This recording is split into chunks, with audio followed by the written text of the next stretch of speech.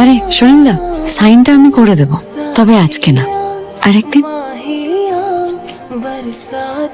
এই মেয়েটার হাতে ট্রফি তুলে দিলে ও আমাদের সমস্ত কাজকর্ম করে দেবে বলেছিল না সুনীল?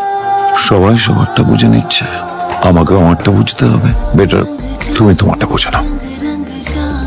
তাহলে বলছো শনি রবিবারও আসতে পারবে না? হ্যাঁ সেটাই তো বলছি, শুনতে পাচ্ছ না নাকি? পরে ফোন করে রাখছি এখন। কি হয়েছে তোমার বলো তো? দুদিন ধরে দেখছি কথায় কথায় রেগে যাচ্ছ, রিয়াক্ট করছো। কিচ্ছু হয়নি, রাখছি। আমার দিব্যি কেটে বলো কিচ্ছু হয়নি। আমার ভালো লাগছে না মিথি, দম বন্ধ হয়ে আসে মাঝে মাঝে এখানে। আমি তো এত কিছু চাইনি জীবন থেকে। দেখো অ্যাডজাস্ট হতে সময় লাগবে, নতুন একটা চাকরি, কলেজের লোকজনকে চটিও না, যা বলছি শুনে নাও, খরচ খরচাও তো আছে।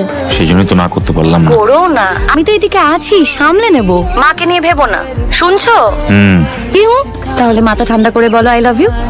কলেজে আছি মিথি। তো আমিও তো রাস্তার মধ্যে দাঁড়িয়েই তোমাকে বললাম। কি